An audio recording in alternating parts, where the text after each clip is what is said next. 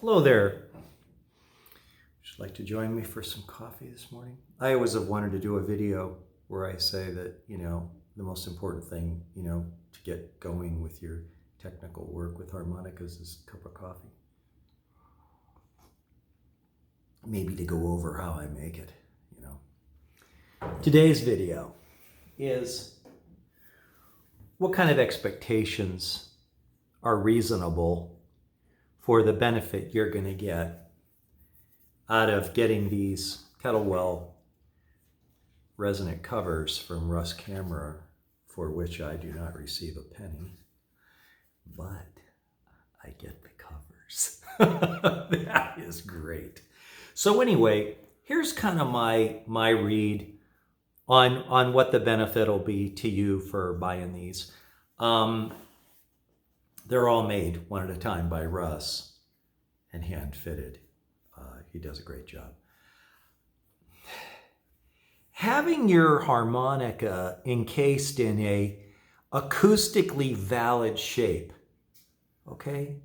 The reeds are now in a shape which is acoustically valid.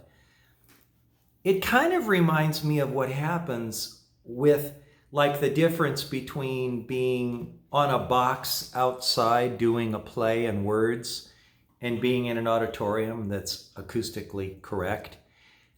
Everything you do sounds better and has more presence and power.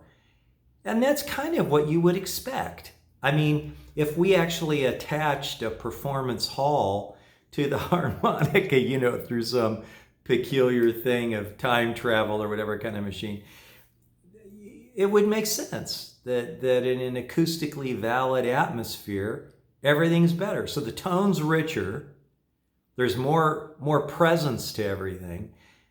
Your low notes have more punch in terms of volume, dynamic, and your highs are more powerful too. So it's the difference between black and white TV and color TV. It'd be the difference between, I think, fairly a Camry and a Ferrari.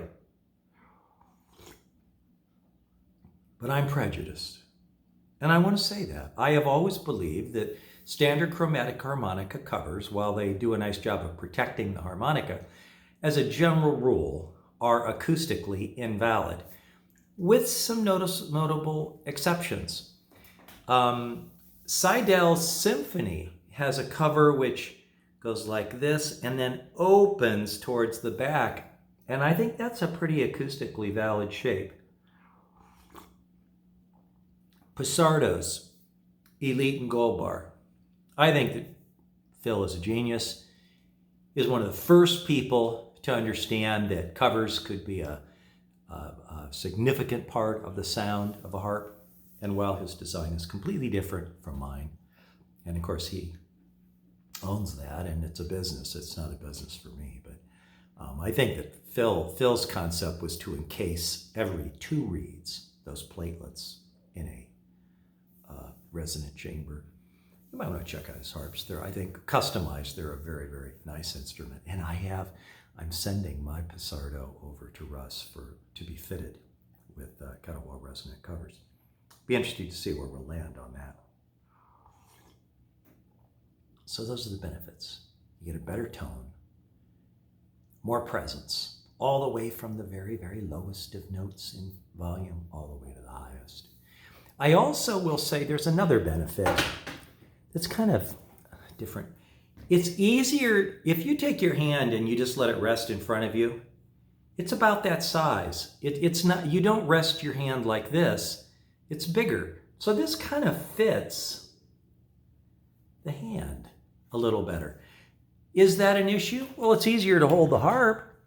So I'd say it's a plus, but it was, of course, designed for an acoustic benefit. My next sound tests are going to be using a Bulletini mic from Greg Hoyman. He's the one that put together the mics for Toots with a friend of his, Toots Thielmans.